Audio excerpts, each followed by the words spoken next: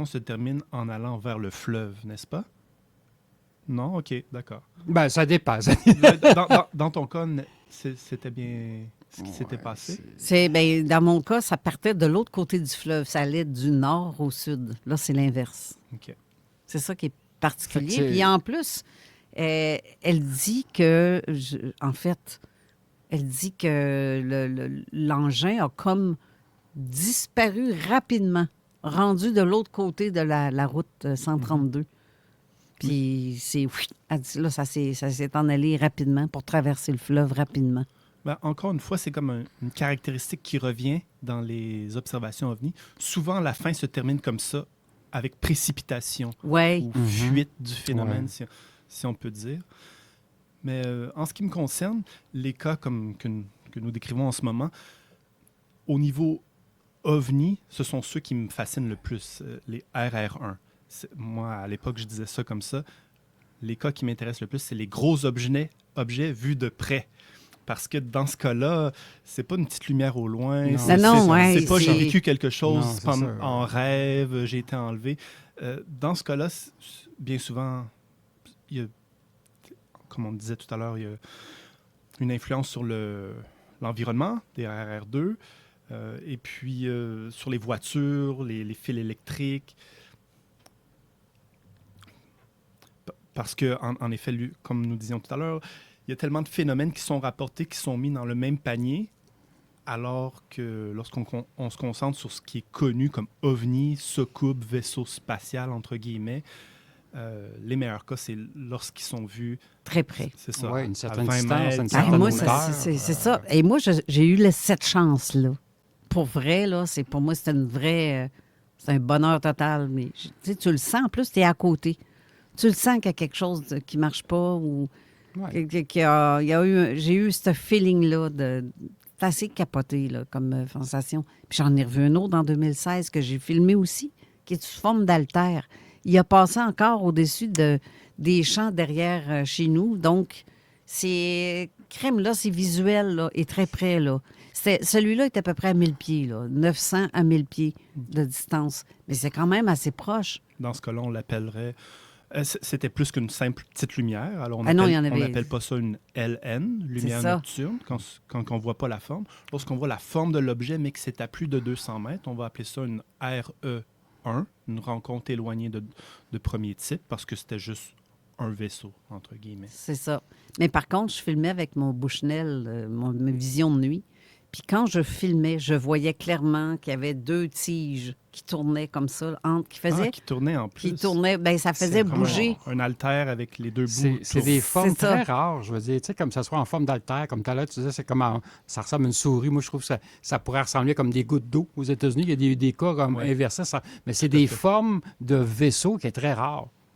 Tu sais, Ben oui. Tu sais, t'en as en forme de diamant ou de trapèze, en tout cas, bref. Mais- C'est des formes qui sont rares. Moi, je n'avais jamais vu ce genre de truc-là.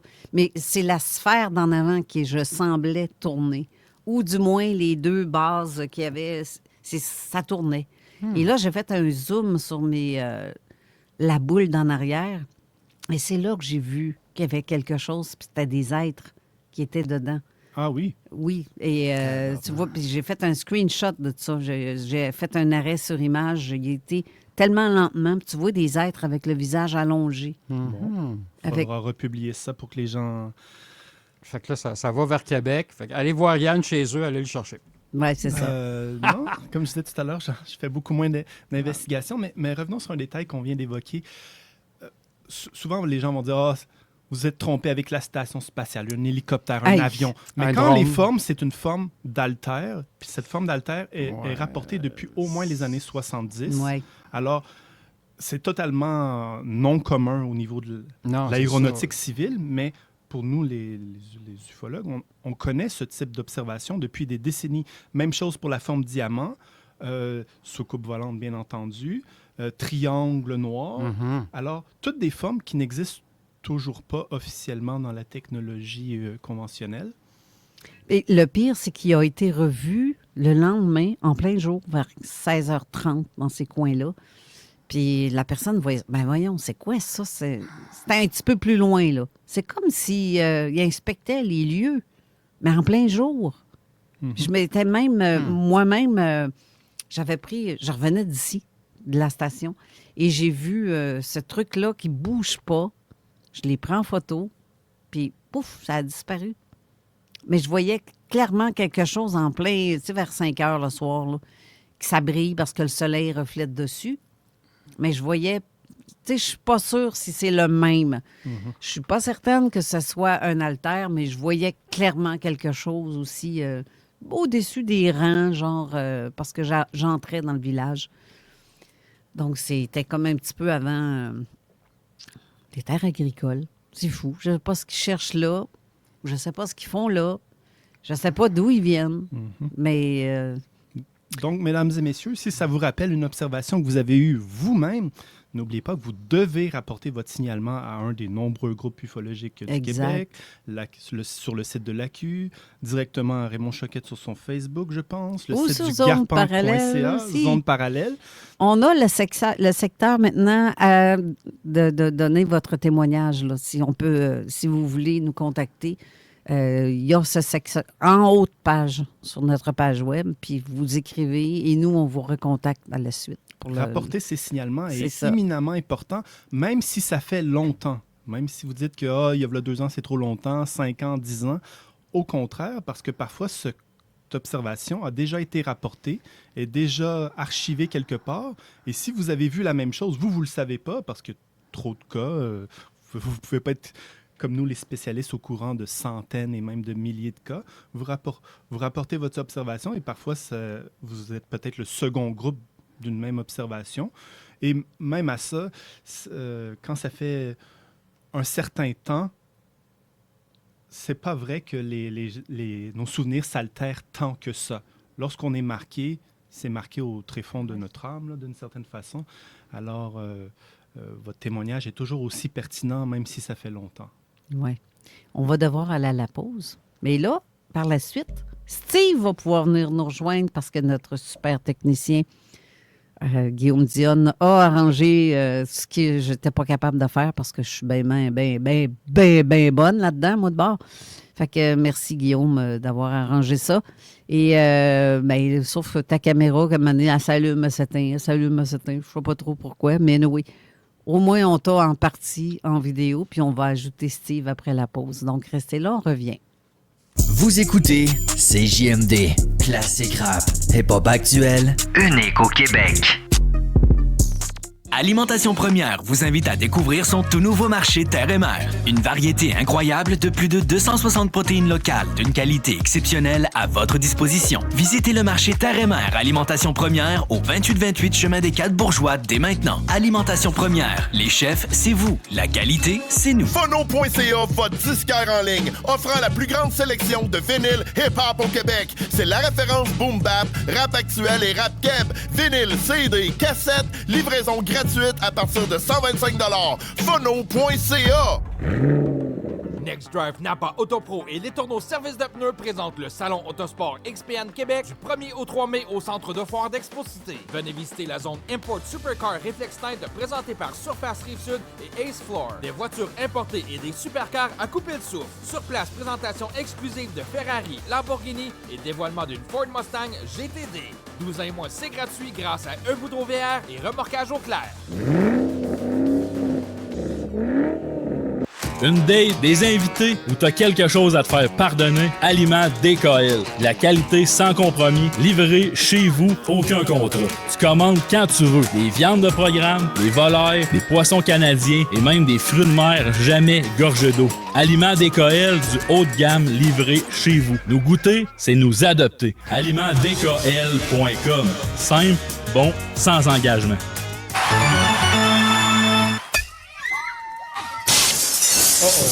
Un problème de vitre. Pensez Vitrerie Globale. Le bingo CJMD est de retour. Achetez vos cartes dès maintenant pour l'édition du 3 mai prochain. Disponible ici même à la station et dans tous nos points de vente au www.969fm.ca. Onglet bingo.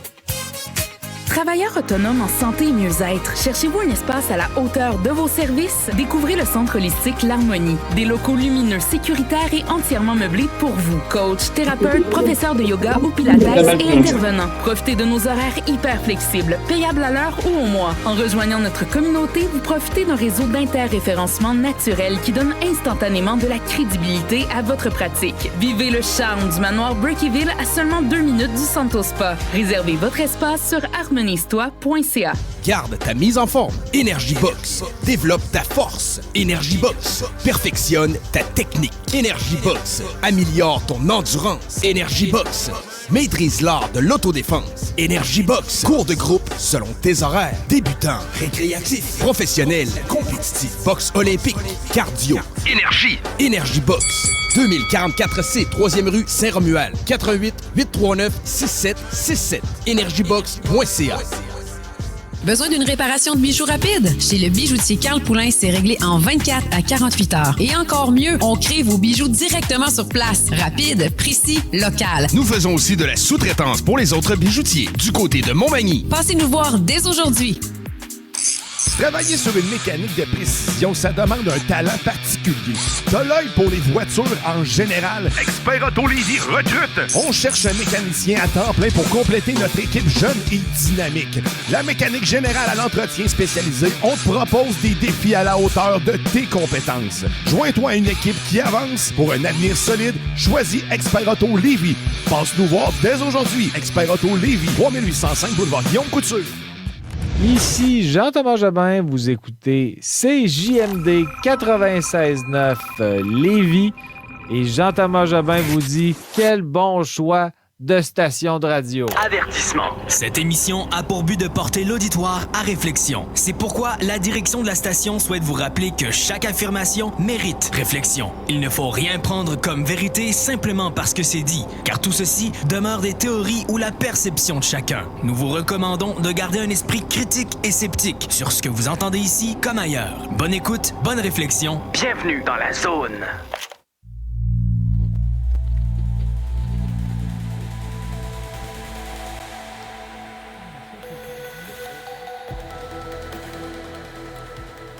De retour à l'émission et maintenant Steve est là. Salut Steve. 1, 2, testing. Allô? Yes, ça marche. Ça fonctionne.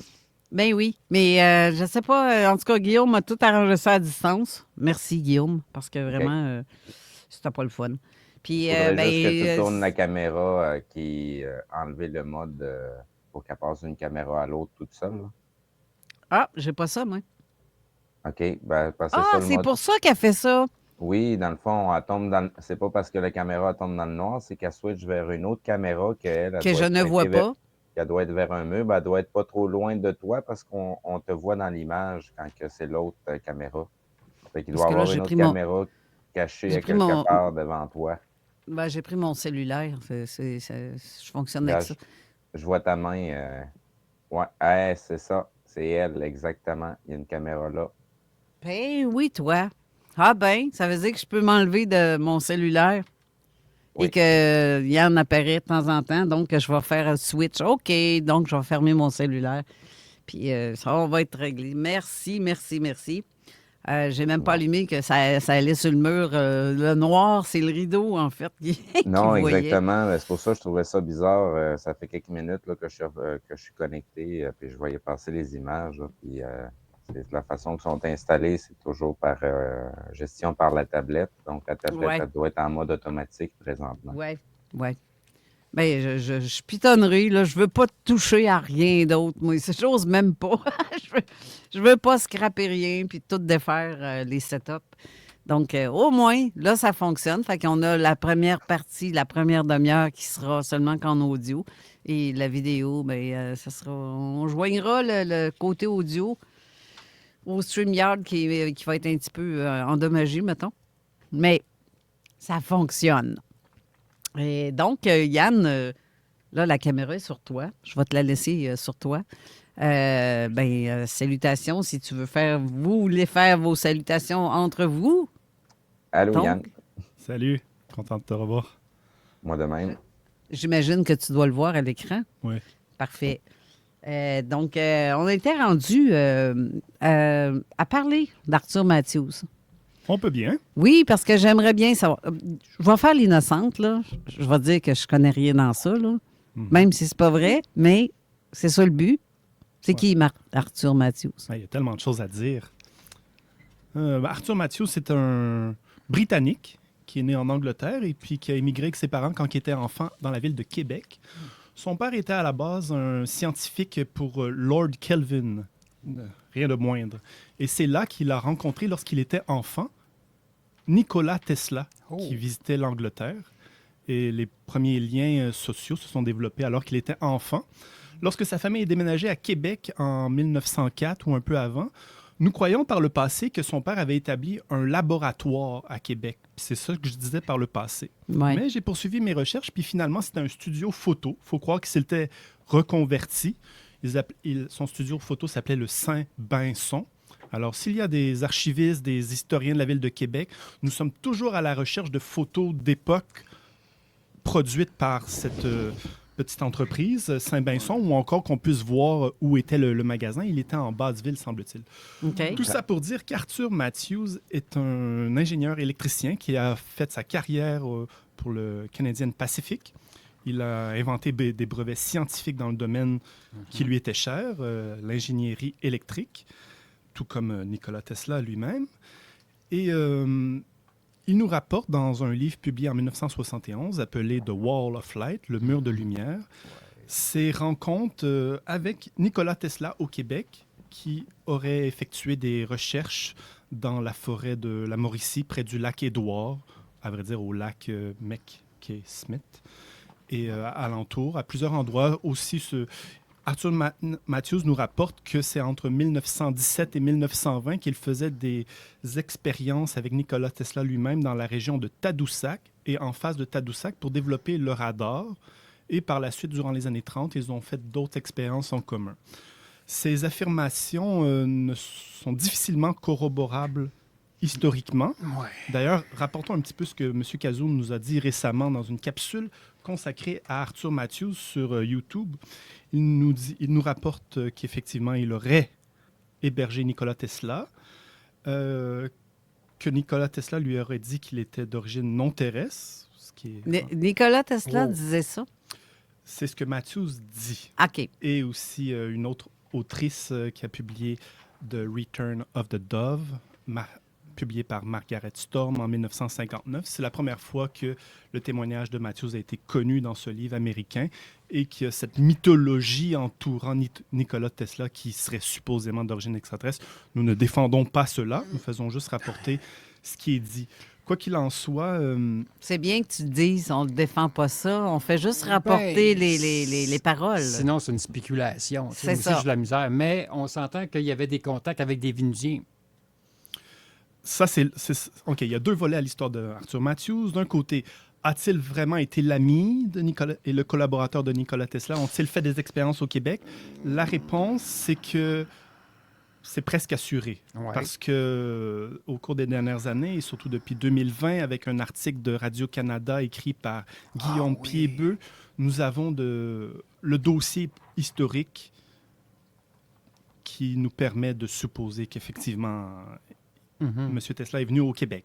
Le deuxième volet à l'histoire d'Arthur Matthews, c'est que là, il nous dit qu'il aurait été en contact avec des êtres venus d'ailleurs, qu'il croit être d'origine de la planète Vénus. On n'est pas obligé de le prendre au littéral.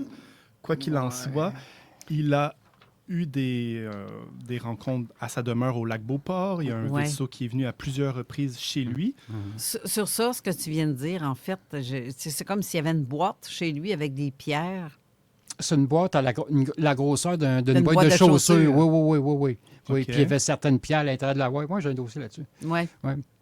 C'est intéressant. 10 ans plus avant que je commente Non, il n'y en a pas question. On n'échange pas des informations. Mais en fait, les pierres, ça serait des pierres particulières. Oui, j'ai trouvé c'était quoi. Oui. C'est une boîte en carton, là, très normale. Et puis, il y avait un certain circuit, on va dire ça comme ça, à l'intérieur de la boîte. Puis avec cette boîte-là, il était capable de communiquer avec ces êtres-là. Mais cette boîte-là... D'accord. Il y avait certaines pierres... Bon, c'est sûr que c'est pas évident, là, mais il y avait certaines pierres à l'intérieur de la boîte. Puis il communiquait avec ces êtres-là. Lui, était-tu un être extraterrestre? C'est la première fois que j'entends parler de ça. Moi aussi, je le pense ce bout-là, pas. je le pense Mais pas. On sait peut le mettre complètement de côté. Oui, Ce n'est pas l'essentiel de l'histoire. Concentrons-nous les sur... spéculations, j'ai bien de la misère avec ça. Moi, il faut que ça soit un fait vérifiable. Bien dit. On sait que le FBI, ils ont enquêté pendant très longtemps. La maison a passé au feu, mystérieusement. La maison de Matthews? Oui. OK. Jusque-là, Steve, là, t'as-tu de quoi à ajouter qui fait comme non, c'est pas ça? Oui, c'est ça, ou. Ben, moi, je suis rendu un petit peu plus drastique. Je suis plutôt à remettre en question l'existence même de Nikola Tesla. Je le vois plus comme un personnage qui a été créé dans l'histoire pour expliquer certaines choses au niveau technologique, mais qu'en réalité, est-ce que le bonhomme a réellement existé? On est à une époque où on ne pouvait pas confirmer l'identité exacte d'une personne, donc n'importe qui pouvait se faire passer pour n'importe qui. Donc, j'en suis plus rendu à cette étape-là parce que je ne fais pas juste prendre le dossier Nikola Tesla, Arthur Matthews, puis tout ce qui a été fait. Je regarde aussi les choses dans leur ensemble. Puis, il y a des cohérences de certains sujets qui font que, tabarouette, ils nous ont-tu conté cette belle histoire pour expliquer certaines technologies qui sont arrivées, pour être capable de les relâcher tranquillement, pas vite, parce que à voir tout ce qu'il y a comme recherche, tout ce qui a été découvert archéologiquement, il y a des traces que, il y a très, très longtemps, on avait une technologie beaucoup plus avancée, mais beaucoup plus simple qu'on fonctionnait ici sur Terre, puis qu'au bout de la ligne, tout ce qu'on connaît aujourd'hui, c'était déjà découvert bien avant, puis on fait juste nous relâcher du pré-mâché comme étant du nouveau. Puis, tu sais, on est toujours dans la manipulation des populations, des masses, là. Fait que, tu sais, quand ils nous ont dévoilé le téléphone cellulaire, c'est parce qu'ils savaient comment nous espionner déjà, là. Oui. On s'entend là-dessus. Fait que c'est pour ça, moi, mon opinion personnelle, c'est que je remets en question que le personnage a vraiment existé. Mais ça, en tout cas, ça permet d'avoir une belle histoire au bout de la ligne, mais est-ce que le personnage a-tu vraiment été là? On ne peut pas remettre en question les technologies, là. Mais est-ce que le personnage en tant que tel, il sert juste de bouc émissaire pour romancer les choses, puis nous faire tourner juste en rond pour ne pas découvrir la profondeur du sujet réel? Tu réagis comment à ça? Cette affirmation, pas affirmation, cette supposition-là? C'est mon opinion. Oui. C'est pas uniquement l'opinion de Steve, ça va rejoindre une certaine mouvance de réflexion sur un refouillage de notre histoire moderne, parce qu'en effet, il y a beaucoup de mystères.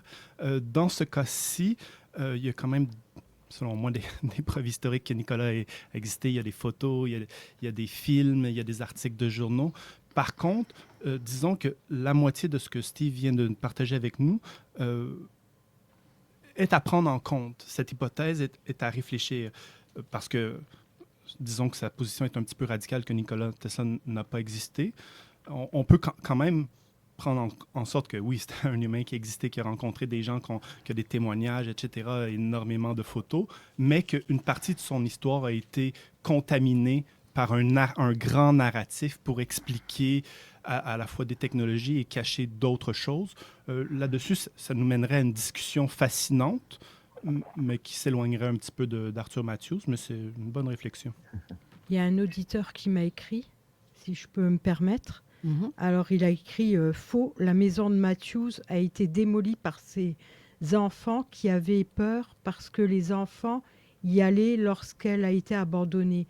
La CCUQ avait trouvé... La Centrale de compilation ufologique du Québec. Merci. Avait trouvé la preuve de la démolition. Oui, en effet, ils sont allés sur place. Alors, je dois plutôt corriger 2 informations transmises par notre ami Raymond Choquette, parce que je suis en position de m'exprimer sur Arthur Matthews. D'une certaine façon, je suis spécialiste de ce personnage. Puisque j'ai fait la seule édition francophone de son livre, nous travaillons une seconde édition, mais aussi j'ai fait des recherches historiques jusqu'à tout récemment qui montrent que les autres personnes, les Christian Page, M. Cazot, ont dit des choses intéressantes sur Arthur Matthews, mais n'ont pas fait la recherche historique complète. Dans ce que Raymond a dit, il est vrai que la maison a été détruite par le bulldozer. Mais pas par le feu. Oui. Et ensuite de ça, la boîte dont tu nous parlais, elle n'est pas à confondre avec le Teslascope, qui était plutôt de forme comme un tube, qui lui permettait de recevoir supposément des messages venus de ces êtres du ciel. Tandis que la petite boîte dont tu parles avec des cristaux et un genre de mécanisme à l'intérieur, il y a entre autres le fils de Richard Glenn qui l'a vu. Parce que lorsque Richard Glenn a visité Arthur Matthews dans les années 80, à sa résidence, son jeune fils qui avait 8 ans est rentré à l'intérieur et est sorti avec la boîte. M. Matthews n'était pas tellement content que cette chose si précieuse soit entre les mains d'un jeune enfant, mais cette boîte, comme il le dit lui-même dans son livre « Le mur de lumière », lui permettait de communiquer directement avec Nikola Tesla dans sa chambre d'hôtel à New York, à plus de 700 km, dans les années 1930. Tu es en train de me dire qu'ils ont inventé le cellulaire ou quelque chose comme ça. Un messenger. C'est bien ce qu'il affirme, avec de nombreuses autres affirmations sur des inventions hyper technologiques pour l'époque. C'est pété, ça. Incroyable qu'un enfant tenait dans ses mains une boîte magique. Ben, ouais. Non, mais OK, je vais en savoir plus. Renvoyons la parole à Steve. Si tu regardes un peu l'historique des technologies que Nikola Tesla a dévoilées, il y a beaucoup de trucs qui sont à remote contrôle à distance, sous-marin, même véhicule. Il y a beaucoup de petits trucs qui fonctionnaient en sans fil. Dans l'historique, Nikola Tesla avait mis une de ses inventions, qui appelait ça la personne qui s'en servait le plus souvent, qui n'était pas Nikola Tesla, l'appelait la Bliss Machine. Dans le fond, la machine qui nous donne, nous induit l'euphorie ou la jouissance. C'était juste un système d'antennes et de fréquences électromagnétiques qui interagissaient avec le corps de l'humain. Sinon, les autres technologies, c'était la façon que lui gérait l'énergie était à très, très haute fréquence, qui faisait que même si lui-même s'insérait dans le circuit, il n'était pas affecté par l'énergie qui voyageait à travers son corps. Donc, il y avait une compréhension assez grande pour très potentiellement avoir créé une boîte avec des cristaux et suffisamment de cuivre pour dire qu'il y a une antenne tunée à une fréquence très spécifique, puis que juste avec l'humidité ambiante, il y a suffisamment d'échanges thermiques et d'électrons pour que la boîte s'énergise d'elle-même. Tu n'as pas besoin d'une grande quantité d'énergie quand tout est tuné à la perfection. Et puis, Nikola Tesla, normalement, tout ce qu'il faisait était basé sur les fréquences terrestres. Il disait que la Terre était un gros générateur d'énergie en lui-même. Puis si on était en mesure d'ajuster une antenne à la fréquence terrestre, on était en mesure de tirer de l'énergie de la Terre, puis cette énergie-là est inépuisable. Il y en a autant que tu peux en demander. Là. Ben, là, tu me parles de Nikola Tesla avec ce qu'il a fait, donc. Il a existé. Bien, il y a des traces de technologie qui ont... C'est comme un architecte. Mais ça ne veut pas dire que c'est lui, c'est ça que tu... Laisse-moi faire cette petite analogie-là. C'est comme un architecte. L'architecte, il signe les plans. Ça ne veut pas dire que c'est lui qui l'a dessiné. Là. OK, c'est en plein ce que je veux dire. Il peut avoir pensé à l'idée générale, mais c'est pas lui qui s'est fait chier à créer détail par détail, puis il faut que ça marche. Là. Tu vas avoir des ingénieurs, tu vas avoir un paquet de monde. Fait que, tu sais, à la fin, celui qui ramasse les fleurs, c'est celui qui a signé les plans. Oui. Mais tout le pedigree qui est en arrière, là, sais, toute la machine, les gens, le gaz L'équipe humain derrière. les neurones grises qui ont été derrière, là, des fois, on les connaît pas. C'est tous des gens qui sont dans les coulisses.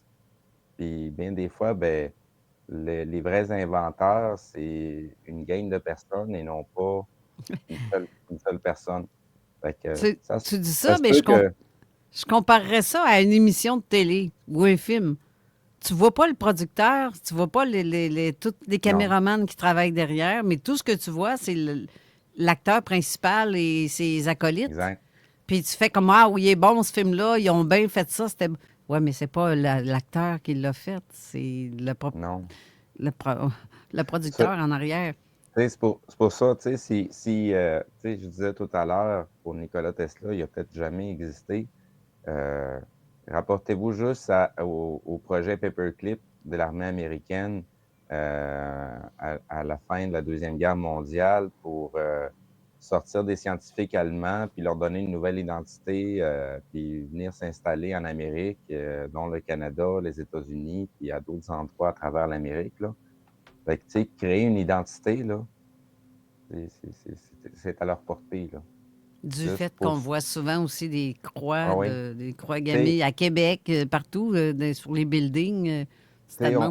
On peut rechercher de l'information, des preuves pour savoir si la personne a réellement existé, mais ces mêmes preuves-là peuvent être falsifiées, peuvent être créées de toutes pièces 10 ans plus tard. Oui, sauf quand les preuves de l'existence de quelqu'un viennent d'une très nombreuse source, quand c'est toutes sortes de journaux, des gens qui l'ont rencontré, des gens qui ont eu des relations sociales avec cette personne-là, qui ont des photos qui ont été prises par plein de gens. Ça, en tout cas, un petit peu difficile à... C'était quand même quelqu'un de très célèbre et connu. Il y a des milliers, même à son enterrement, il y a eu des milliers de personnes qui sont allées en janvier 1943 pour son enterrement. Ah, il est décédé en 1943 dans une chambre d'hôtel, si je me rappelle. C'est bien ça.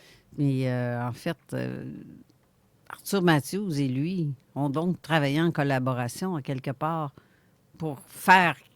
Parce qu'il y a comme une place aussi dans le nord du Québec qu'on dit que... dans le coin de la Tuque. En Mauricie, près du lac Édouard. Oui.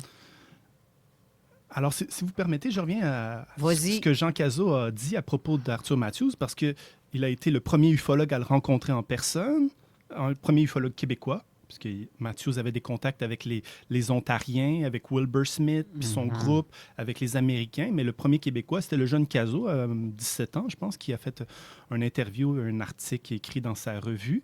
Et par la suite, ça a été surtout M. Glenn. Mais il y a quelques mois, M. Cazot nous disait « Je ne crois pas que Matthews n'ait rien inventé dans The Wall of Light, en se basant sur sa personnalité, parce que c'était quelqu'un de très religieux pour qui le mensonge n'était pas une option, dit M. Cazot. Puis c'est comme ça que Matthews se présentait, quelqu'un qui était vertueux, humble, qui ne cherchait pas à être la vedette, qui n'a pas été dans les médias. C'est toujours des gens qui sont allés vers lui. Et ensuite de ça, M. Cazot nous dit « Rien historiquement ne vient appuyer ces dires concernant la présence de Tesla au Québec et chez lui. » Là-dessus, je le remets en question parce que, pour notre part, les historiens et le journaliste Guillaume Piedbeu, nous avons rassemblé un dossier il y a comme trop de preuves indirectes. Tesla, quant à moi, est venu au Québec. Historiquement, on peut le défendre. Bien, dans l'espèce de camp où est-ce qu'il était, t'as des personnes qui signent comme quoi que... Bien, ça, je l'ai expliqué lors du dernier souper ufologique qui était consacré aux expériences de Tesla au Québec. Alors, ma dernière conférence au souper ufologique présentait des vidéos, des photos du camp de Henry Sanford au lac McKay-Smith et les antennes qu'il y avait au lac Édouard, tout ça. Alors, c'est pour ça que ma prochaine conférence, au prochain souper ufologique, la semaine prochaine, ça sera maintenant thématisé sur Arthur Matthews et puis ses premiers contacts. Mais un dernier point qu'il faut rapporter de la part de Jean Cazot, qui après tout est une personne incontournable pour l'ufologie au Québec, c'est qu'il a émis son jugement sur les observations de Matthews. Fait que selon vous, est-ce que M. Cazot prend ça de façon littérale? Oui, il y a un vaisseau de 700 pieds. ou 313 mètres qui s'est posé au lac Beauport. 313 mètres, c'est la grandeur, la dimension des plus grands porte-avions américains. OK? Bon, est-ce qu'il est venu vraiment physiquement? Est-ce que c'est vrai que physiquement, il y a des Vénusiens qui sont sortis, qui sont rentrés dans sa maison, qui ont parlé avec lui, qui l'ont invité à l'intérieur de leur immense vaisseau à faire le tour? Puis là, il a pu voir que dans le vaisseau, il y avait des Vénusiens qui vivent comme dans un genre de âge d'or. Et dans le vaisseau, les Vénusiens sont tout nus parce que au paradis, on vit sans vêtements. Et puis, il a pu visiter chacun de leurs appartements à l'intérieur. Puis il était surpris qu'il n'y avait pas de cuisine dans les appartements de chacun des Vénusiens. Parce qu'en effet, la cuisine était à un autre étage de l'immense vaisseau. Et puis, ce qu'il a vu, c'est qu'il mange directement des crudités, des fruits cueillis de l'arbre. Bon. Est-ce qu'on prend ça de façon littérale ou on suit plutôt l'interprétation de Cazot qui nous dit non, tout ce que Cazot a vécu, tout ce que Arthur Matthews a vécu, ce sont des expériences spectrales authentiques. Qu'est-ce qu'une expérience spectrale? Il faut retourner dans le livre de Jean Cazot de 2016 qui s'appelle « Révélations spectaculaires sur les faits maudits », un livre édité avec des augmentations en 2018, dans lequel il nous décrit sa théorie sur les expériences spectrales, les rencontres spectrales. Il en définit 3 types. Rencontres spectrales de premier type, c'est les effets de dôme. Lorsque les gens voient un ovni, puis que soudainement, ils sont dehors, puis tout devient silencieux, les oiseaux, les insectes se taisent. Rencontre spectrale de premier type. Est-ce que c'est ça dans ce cas-ci? Pas vraiment. Un petit peu lorsque le vaisseau s'approchait de sa demeure, là, il y avait un effet sur l'environnement. Rencontre spectrale de second type, ce sont des capacités médiumniques spontanées qui permettent de voir l'invisible. Bon, peut-être. Ou sinon, les rencontres spectrales de troisième type, qui sont des capacités médiumniques hors du corps. Alors, lorsque M. Cazot décrit que les expériences spectrales de Matthews, ce seraient des expériences spectrales. D'après moi, ce sont ceux du troisième type qui ressemblent à tant de cas que nous avons reçus de gens qui sont en contact parfois durant leurs rêves ou qui, semble-t-il, qu'ils ont été enlevés, mais tout le temps, le corps est resté dans le lit ou dans la demeure. Alors, dans ce cas-ci, oui, c'est défendable parce que les histoires de Matthews sont quand même très détaillées et très surprenantes et il l'a maintenu toute sa vie. Et puis, par contre, bon, peut-être qu'il n'y a pas eu de vaisseaux qui sont venus sur place et que ça a été un genre d'expérience médiumnique hors du corps. Ce n'est pas la façon que exactement ma position sur l'ensemble du cas, mais c'est une hypothèse très valide, selon moi. Eh bien, on va devoir aller à la pause, encore une fois. Donc, j'aimerais commenter ça au retour de la pause. Oui, donc, ça serait intéressant. Oui. Fait que restez là. On revient tout de suite après. 96.9. À la Maison de l'enfance, c'est de la prévention, de la sensibilisation, de l'accompagnement, du soutien et même un peu plus que ça. Parce que la Maison de l'enfance, ce n'est pas juste une maison, c'est une maison intérieure. On vous accompagne sur mesure avec un plan d'intervention et un bilan remis en fin de parcours. Reconnu par RITMA, membre de AEESQ, fournisseur d'IVAC et maintenant accessible sur Clic Santé. 1336C, rue de la Chaudière, à Saint-Rédempteur. La Maison de l'enfance, grandir, ça commence quand on se sent compris. Vous cherchez un cadeau pour la fête des mères? Les 2 et 3 mai, venez découvrir le Salon Fête des mères à Place Saint-Nicolas. Bijoux, produits santé, soins pour le corps et création artisanale, tout pour gâter votre maman. Rencontrez des artisans passionnés et trouvez le cadeau parfait qui saura lui plaire à coup sûr. Salon Fête des mères, les 2 et 3 mai, à Place Saint-Nicolas. Un événement signé Marie-Claude Cyr. On vous y attend? Phono.ca, votre disquaire en ligne, offrant la plus grande sélection de vinyles hip-hop au Québec. C'est la référence boom bap, rap actuel et rap keb. Vinyle, CD, cassette, livraison gratuite à partir de 125 $. Phono.ca. Salut, c'est Max de Barbecue Québec. On connaît tous quelqu'un qui a un barbecue Napoléon depuis 15 ans et qui fait les meilleurs steaks avec son fameux infrarouge. Ben là, c'est à ton tour. Ça fait plus de 15 ans que notre équipe vit et respire le barbecue. Viens jaser avec des passionnés. Barbecue Québec, Québec, Boucherville et Laval et au au barbecuequebec.com. Bon barbecue! Travailleurs autonomes en santé et mieux-être, cherchez-vous un espace à la hauteur de vos services? Découvrez le centre holistique L'Harmonie. Des locaux lumineux, sécuritaires et entièrement meublés pour vous. Coach, thérapeute, professeur de yoga ou pilates et intervenants. Profitez de nos horaires hyper flexibles, payables à l'heure ou au mois. En rejoignant notre communauté, vous profitez d'un réseau d'interréférencement naturel qui donne instantanément de la crédibilité à votre pratique. Vivez le charme du manoir Burkeyville à seulement 2 minutes du Santo Spa. Réservez votre espace sur harmoniestoi.ca. Saviez-vous que Vivas est un réseau de 6 succursales à Québec, dont une à Saint-Romuald? Vivas, c'est votre référence pour vos traitements d'épilation définitive, traitements avancés pour la peau, injection d'agents de comblement et neuromodulateurs ou encore les solutions contre la perte de cheveux. Plusieurs promotions sont en cours. Planifiez votre consultation au cliniqueviva.com. Besoin d'une réparation de bijoux rapide? Chez le bijoutier Carl Poulin, c'est réglé en 24 à 48 heures. Et encore mieux, on crée vos bijoux directement sur place. Rapide, précis, local. Nous faisons aussi de la sous-traitance pour les autres bijoutiers du côté de Montmagny. Passez nous voir dès aujourd'hui. Des rabais, des avantages, des récompenses sur vos véhicules. Découvrez Rouloto. ROOLOTO. Rouloto.com. Venez nous voir au Salon de l'Autosport de Québec à Exposité les 1er, 2 et 3 mai prochains. Inscrivez-vous sur place ou directement sur rouloto.com pour courir la chance de gagner un véhicule et encore plus. Avec Rouloto, partagez plus, obtenez plus. Chez La Prise Multilogement, on construit des grands projets de multilogement modulaires.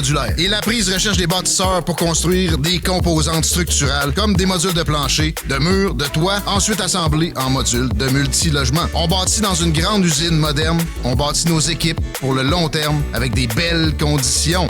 Pas besoin d'être charpentier. Si t'aimes le bois, le travail manuel, viens bâtir des grands projets chez nous.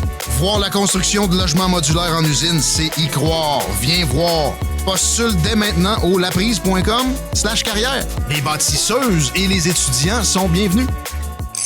Travailler sur une mécanique de précision, ça demande un talent particulier. T'as l'œil pour les voitures en général. Expert Auto Lévis recrute. On cherche un mécanicien à temps plein pour compléter notre équipe jeune et dynamique. La mécanique générale à l'entretien spécialisé, on te propose des défis à la hauteur de tes compétences. Joins-toi à une équipe qui avance pour un avenir solide. Choisis Expert Auto Lévis. Passe nous voir dès aujourd'hui. Expert Auto Lévis, 3805 boulevard Guillaume Couture. La seule et unique radio de Lévis. Avertissement. Cette émission a pour but de porter l'auditoire à réflexion. C'est pourquoi la direction de la station souhaite vous rappeler que chaque affirmation mérite réflexion. Il ne faut rien prendre comme vérité simplement parce que c'est dit, car tout ceci demeure des théories ou la perception de chacun. Nous vous recommandons de garder un esprit critique et sceptique sur ce que vous entendez ici comme ailleurs. Bonne écoute, bonne réflexion. Bienvenue dans la zone.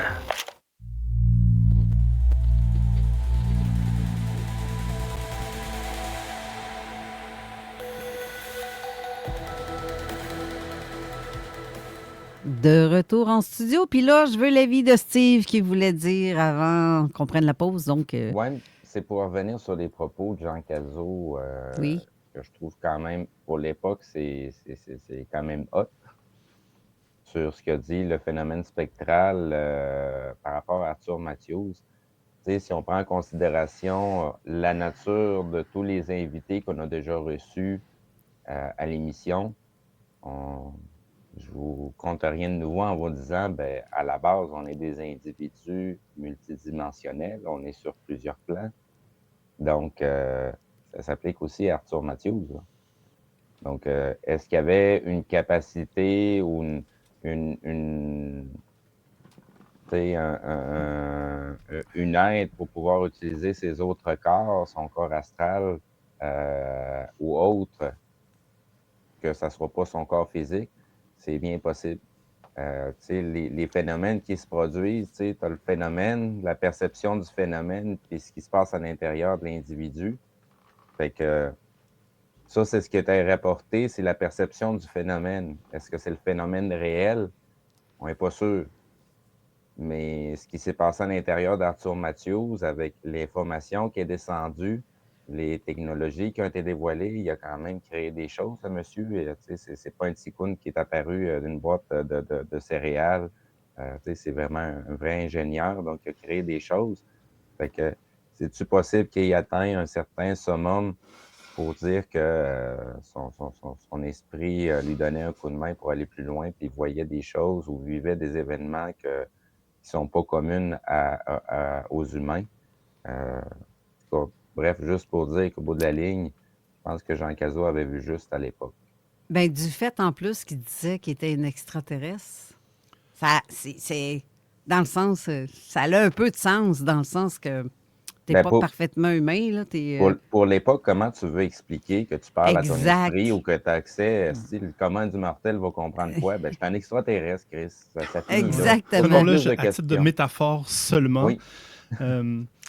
Parce que, pour répondre un petit peu à Steve, Arthur Matthews raconte une anecdote qui, une fois, il était au fameux camp de Henry Sanford, ce milliardaire new-yorkais qui avait développé un camp pour faire des expériences secrètes dans la Mauricie. Et là, Matthews reçoit un message télépathique de sa femme qui habite au lac Beauport. Il dit il y a quelque chose qui ne va pas, il faut vraiment que je m'en retourne. Alors, il va voir le Henry Sanford. Est-ce que je peux retourner chez moi? Il se passe quelque chose, j'en suis persuadé. Il a la permission de s'en retourner. Et lorsqu'il arrive chez lui, il avait la visite surprise de son frère qu'il n'avait pas vu depuis 20 ans, puisqu'il était resté en Angleterre, qui était présent. Alors, pour lui, ce genre d'expérience de télépathie, c'est un phénomène qui va rejoindre un petit peu les autres corps que Steve décrivait. Matthews en parle. Et il décrit même comment il a développé cette faculté de télépathie avec sa femme. Wow, ils ont fait des exercices. Alors, il y avait une grande maison. Et puis là, il disait, je m'en vais travailler dans mon atelier, ma chambre. Et puis, lorsque je vais envoyer un message, tu viendras. Alors, ils se sont pratiqués comme ça. Et puis, sa conclusion, c'était que pour la télépathie, il n'y a pas de limite de distance, puisque je l'ai faite à 300 km aussi, et pas juste dans la même maison. Oui, mais tu es en train de me dire, Steve, en fait, ce que tu dis, ça a bien du sens. Mm-hmm. Ça a vraiment bien du sens avec tout ce qui s'est passé dans... Oui, c'est la raison pourquoi j'arrête pas de dire d'avoir un pied de recul, puis de regarder les choses dans leur plan d'ensemble. Prenez tous les sujets ensemble. Quand vous allez commencer à faire des connexions, vous allez commencer à comprendre d'autres trucs que vous ne voyez pas, que vous trouvez peut-être farfelus, mais que là, ça devient beaucoup plus compréhensible en sachant qu'est-ce qu'on est. C'est ça qu'on commence à découvrir, la mécanique de l'être-té de l'humain, de ce qu'on est. Ça fait des millénaires qu'on essaie de nous l'expliquer, puis de nous donner des références. Puis, tu sais, on ne fait pas la corrélation entre les sujets parce qu'ils n'ont pas l'air connectés. Mais quand on commence à se connaître soi-même, de comment que la bébête humaine fonctionne, puis ce qu'on est réellement, t'entends ce qui s'est passé dans la vie d'Arthur Matthews, c'est beaucoup plus facile à comprendre et à savoir que, OK, c'est réel. Là, il a été capable de se rendre jusqu'à la télépathie parce qu'il l'a développé d'une certaine façon. Tu sais, c'est-tu possible? C'est à la portée de tout le monde. Essaye-le. Exact. C'est pas plus compliqué que là. Essaye-le. Ce n'est pas simplement les histoires d'Arthur Matthews qui sont intéressantes à cet égard, mais de gens qu'on connaît nous-mêmes, que ce soit les témoins d'OVNI, les témoins d'expériences paranormales, ou nous-mêmes, on vit certains de ces types d'expériences paranormales. Oui. Seigneur, c'est donc mais le fun de parler de ce sujet-là, parce que là, ça grandit, là. On élargit les horizons de pensée à quelque part, puis on se rend compte, comme Steve dit, qu'il y a tu sais, on s'arrête toujours à quelque chose qu'on sait, qu'on a appris, puis que là, il y a d'autres choses là, dans le supramental ou dans les effets, même dans tout ce qui est dans le sixième sens, ou ce que tu es capable, ça a un lien à quelque part. Comme ceux qui voyagent dans une autre dimension par juste son corps éthérique. C'est un autre truc, probablement qui faisait ça aussi. Mais c'est une question d'époque et de vocabulaire. Et oui. Lorsqu'on étudie l'histoire, on s'aperçoit que de par le passé, disons au Moyen-Âge, ce type d'expérience-là, c'était des expériences angéliques ou sataniques. De nos jours, on a développé, grâce à la psychologie, la psychanalyse et toutes sortes de nouveaux chercheurs, des nouveaux concepts qui nous permettent de mettre ces types d'expériences en relief. Oui, non, c'est comme tu le dis. On a appris que noir et blanc. Le noir, c'est mal, le blanc, c'est beau. Si vous permettez, je vais vous donner un exemple qui concerne le cas de Matthews, mais aussi des témoins d'OVNI d'une certaine catégorie, en particulier ceux qui vivent des enlèvements. Alors, c'est une catégorie très controversée à juste titre, surtout si on le prend de façon littérale et qu'on pense que tous les gens qui nous rapportent des histoires d'enlèvement sont comme le fameux enlèvement de Travis Walton, où que lui, il a disparu pendant 5 jours, c'est ça? Alors, bon, ça se passe très, très rarement comme ça. Habituellement, semble-t-il, c'est plus un genre d'enlèvement psychique. Et pour ma part, dans mon livre de l'expérience à la science, j'ai développé une catégorisation en 4. On va voir certains chevauchements avec la catégorie de Jean Cazot qu'on a présenté tout à l'heure. Alors, à côté des enlèvements physiques, moi, je divise les enlèvements psychiques en 4 catégories. Il y a d'abord les gens qui vivent des genres de rêves. Mais c'est plus que... C'est durant le sommeil, c'est ce qu'il faut comprendre. C'est un petit peu plus que comme des rêves parce que ça a toujours le même scénario. Et puis, même si les témoins sont totalement différents les uns des autres, d'une époque à l'autre, souvent, lorsqu'ils se font enlever, ils se réveillent sur une table métallique, ils sont nus dans le vaisseau. Et puis, il y a toujours une équipe de petits bonhommes avec un grand. Le grand, c'est le chef. J'en ai souvent parlé de ce type de scénario. Et il y a plusieurs scénarios. Mais ça, c'est des expériences, des enlèvements psychiques vécus en rêve. À côté de cela, il y a aussi les expériences psychiques vécues dans l'état hypnagogique ou dans l'état hypnopompique. C'est-à-dire, ça, on connaît tous, c'est des grands mots, mais c'est des expériences on vit chaque jour. Des mots couchés dehors. Hypnagogique, c'est juste avant de s'endormir. Okay. C'est là, souvent, demi-sommeil, peut-être. Le demi-sommeil en langage vulgaire, si on veut dire. On est tous des vulgaires, parce qu'on parle tous de même. Non, mais ça se rejoint. Fait que souvent, lorsqu'il y a des expériences que j'appelle intracamérales, c'est-à-dire dans la chambre à coucher, comme la fameuse expérience de Jean Cazot lorsqu'il était jeune, c'est au moment où le témoin se couche, juste avant de s'endormir, il y a un être qui apparaît dans la pièce. Dans certains cas, lors de l'apparition de l'être, ça va laisser des traces dans la chambre, soit sur les murs, les meubles, ou j'ai un cas où c'est un genre de reptilien qui est apparu, puis c'est la télévision et le vidéo étaient brisés par la suite. Électroniquement, ça a cassé la machine. À côté de ces 2 premières catégories d'enlèvement psychique, ceux vécus dans le sommeil, ceux vécus dans l'état hypnagogique, dans l'entre-deux du sommeil, il y a aussi les états vécus dans les EMC, les états modifiés de conscience, que ce soit une expérience hors corps ou une expérience avec psychotrope ou antéogène. Alors, encore là, il va y avoir un genre de contact psychique, mais à l'état éveillé, avec état de conscience modifié. Enfin, il y a aussi des expériences, des enlèvements psychiques qui sont vécus à l'état de veille bien normal, souvent en voiture, et c'est accompagné d'un temps manquant. Alors, soit il se retrouve une demi-heure avant, une demi-heure plus tard. Alors, on voit que lorsqu'on commence à mettre des mots sur ces types d'expériences, c'est beaucoup plus complexe qu'on aurait cru au départ, et puis c'est pas farfelu, Il faut d'abord distinguer, OK, qu'est-ce que tu as vécu exactement? C'était en rêve? Ah non, c'était à l'état modifié de conscience? C'était dans l'entre-deux du sommeil, etc. Là, on a quelqu'un au téléphone. Je pense que ça fait un petit bout que j'ai répondu. Il veut se joindre à la conversation parce qu'il y aurait quelque chose à dire. Jean Morissette, salut! Salut, j'aurais tellement aimé être sur place, mais j'ai passé une nuit de colle, pour pas dire autre chose. Premièrement, je veux dire et affirmer que Nikola Tesla a bel et bien existé. Deuxièmement, il n'a jamais dit qu'il était un Vénusien. Quand on lit son autobiographie, il faut aller la lire, sinon il ne faut pas dire n'importe quoi. Il a dit, avec une de mes inventions, je pourrais, tu sais, les verbes, là, c'est important, les verbes, je pourrais envoyer un message jusqu'à Vénus. Il n'a jamais dit qu'il a rencontré un Vénusien. Là, je parle de Tesla. Il n'a jamais dit ça, jamais. Non, mais c'est Matthews. Oui, c'est Matthews puis Margaret Matthews a dit qu'il aurait rencontré deux Vénusiens. C'est ça, là, c'est de lui. C'est Nikola Tesla. C'est de lui qu'on... tout seul. C'est de lui, Jean, qu'on parlait tantôt, justement, de Arthur Matthews. C'est lui qui disait ça. Je sais. OK. Oui. Mais quelqu'un a dit que Tesla aurait rencontré des Vénusiens. C'est totalement faux. En effet.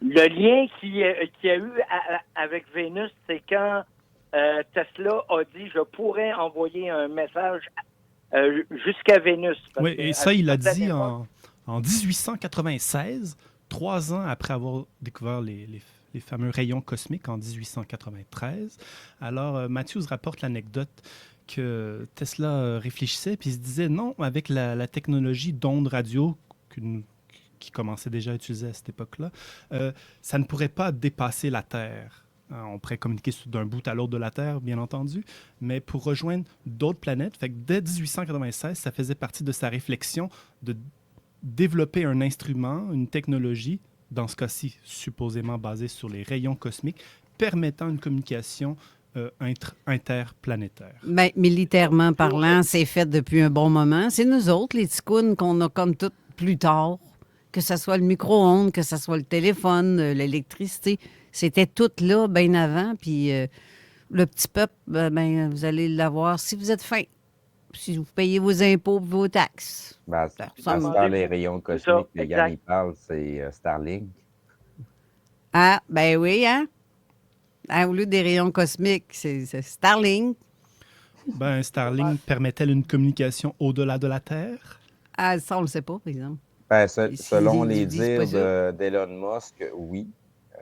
Puisque son réseau a été testé au niveau militaire. C'est son objectif d'être comme le backup de communication si tous les autres types de réseaux lâchent. Fait que ça, théoriquement, de ce qu'il dit, ben oui. Mais est-ce que c'est vrai? Est-ce que c'est pas vrai? Il y a beaucoup de choses qu'on nous dit qui se passent. Ça ne veut pas dire que ça s'est passé pour de vrai. Puis honnêtement, Elon Musk, tout ce qui nous garoche au-dessus de la tête, la plupart du temps, c'est pour les militaires et non pour nos cellulaires. Cellulaire, il pense en dernier en tabarouette. C'est vrai pareil. Il va y avoir une coupe quand même. Là. Oui, il y a une coupe, mais le reste, garde, c'est parce que je les ai comme... Tu sais, avec nos applications, on est capable de voir quel satellite nous passe au-dessus de la tête. Puis tout ce que tu as à faire, c'est de prendre le numéro de satellite que tu vois apparaître dans ton application. Tu vas faire une recherche sur Google et oups, c'est militaire. Ça appartient à la NORAD. La plupart du temps, c'est la NORAD tu vois que c'est... Puis il y en a de non... Bien, c'est ça. Puis il y a de nombreux satellites de la NORAD qui passent au-dessus du Québec, vers le nord, au-dessus de tout ça, là, qui s'en va dans le... en Arctique, puis tout, puis qui fait le tour de... En tout cas, bref. Ils surveillent quoi? Ils font quoi? La question est, mais jamais ils vont nous donner de réponse à ça. C'est pas de nos affaires. Ben, c'est militaire, non? Ben, c'est ça. C'est sûr que non. Sécurité nationale. C'est ça. Voilà. On surveille les gens, on surveille Yann, et voilà. On surveille Yann Vadnais, Jean Morissette et Raymond Choquette. Et la Beauce. Et la Beauce. Qui filme des Starlink. Puis d'ailleurs, ta vidéo, elle est parfaite. Même si c'est un cellulaire, je la trouve pas mal assez claire. C'était très bas en altitude. Puis, tu sais, ce qu'on voit dans les vidéos, ça ne rend pas réellement ce qu'on voit avec nos yeux. Là. Exact. Puis déjà, avec nos propres yeux, ben, on déforme la réalité. Parce qu'à voir la façon que ça se promenait, je suis sûr qu'il était tout bien droit, bien aligné, à des altitudes différentes. Puis à la vitesse que ça allait, le moment où on l'a vu, puis le moment où on a envoyé la vidéo sur Internet, c'est sûr qu'il était rendu passé New York, là, aux États-Unis, là, la vitesse que ça allait. Là. Et là, je fais un petit message à Dominique Picotte qui a écrit un commentaire sur ma page, comme quoi, parce que j'ai partagé ta vidéo. Et Dominique dit, ouais, mais tu sais, ça reste quand même un genre de train. Non, mais le train se détache. Oui. Même qu'aujourd'hui, ce train-là est déjà détaché, distancé. Donc, les satellites se sont déjà distancés à l'heure qu'on se parle. Bien sûr. Puis c'est comme, ils prennent toutes les positions qu'ils doivent prendre au fur et à mesure. Dès qu'il y a un des satellites qui va approcher la latitude qu'il doit occuper, son point. Oui, c'est ça. Il se détache du cortège, puis il prend sa nouvelle trajectoire, puis ça finit là. C'est ce qui se passe à chaque lancement. L'été passé, j'avais un lancement que j'ai vu passer, puis ça a duré au moins 5-6 heures.